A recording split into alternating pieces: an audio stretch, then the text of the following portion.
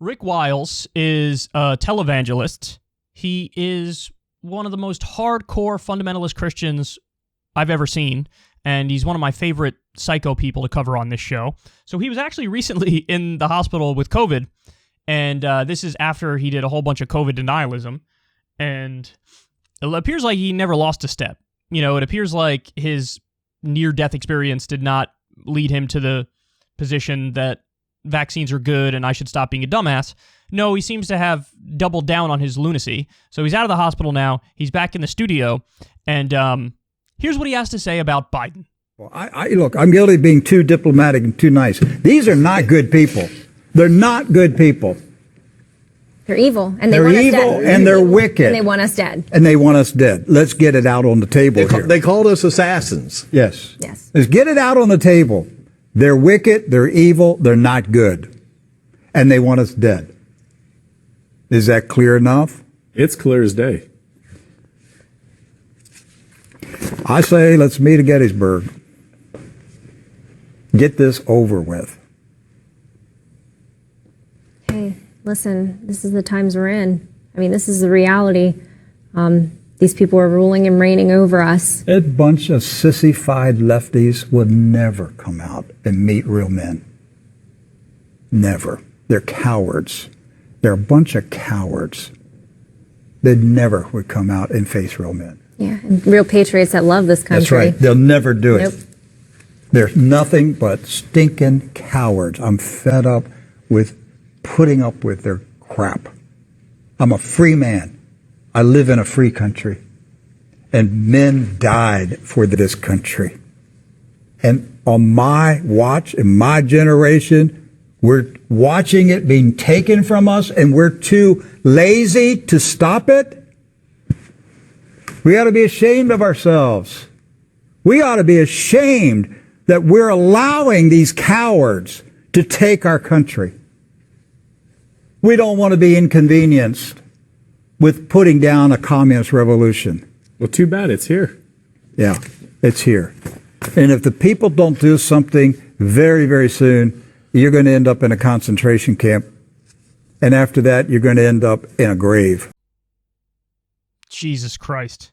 I mean, listen, we joke around and we have fun, but for the love of God, that last part, it's like, if anybody does some shit now who listens to him, granted, he only has 12 fans, but if somebody does some violent shit, you could argue that was incitement. You know, you do something or you'll be in a concentration camp. For somebody who's not playing with a full deck, who might be hardcore fundamentalist in their own respect, and they actually like this guy and watch this guy, that's a terrifying thought. It's a terrifying thought. But Jesus Christ, look at how insane this guy is. So he says there's a communist revolution happening right now. What? And that, you know, right-wingers or Christians are going to be put in concentration camps. My dude, like 70% of the country is Christian. Is the 30% going to put the 70% in concentration camps? Like 40% of the country, 45% of the country are conservative. Are all 40 or 45% going to be put in a concentration camp? What are you saying? And what communist revolution? Here's an interesting fact. Did you know that only 13% of the U.S. economy is public? 13%. Now, it varies depending on how you measure it, and I've seen numbers as high as like 15%, but that's about where it is. Even if you look at the social democracies, they are about 30%. So they're double. The government is double as big, and the public sector of the economy is double as big compared to the U.S., but even they're only at like 30%. So nobody's communist. Nobody's even close to communist. I would love to know, what percentage of U.S. businesses are worker-owned co-ops. I mean, I would imagine it's probably less than 3%. Probably less than 1% of U.S. businesses are worker-owned co-ops, and I think they probably make it difficult on purpose. So we're not flirting with any sort of real leftism. I mean, you could argue that the New Deal or the remnants of some left ideas and social democratic ideas being implemented, but how small that is compared to the rest of the economy, it's astonishing, really. And he says there's a communist revolution happening right now. Imagine thinking Joe Biden is doing a communist revolution. The guy can barely get through a sentence. He needs help from CNN hosts to get out a basic thought, as we covered the other day on Crystal Kyle and Friends. Joe Biden leading a communist revolution. The guy half agrees with you, Rick, and your Republican buddies. Joe Biden supported the Iraq War, supported the Patriot Act. You know, Joe Biden supported the crime bill. I think he wrote the crime bill and the bankruptcy bill. This is a guy who's tough on crime. You know, he's a drug warrior. For the love of God, dude, take yes for an answer. You know, there's only a few Democrats in the country, like Joe Manchin, for example, and Kyrsten Sinema, who are to the right of Joe Biden. But no, in the mind of Rick Wiles, they're all communists. Joe Biden's a communist. Kyrsten Sinema and Joe Manchin are communists. Even though, by the way, what was the number? I think the number was 60%.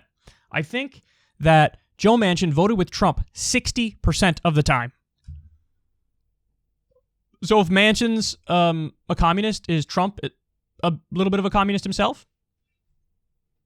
Don't answer that, Rick. He might say yes.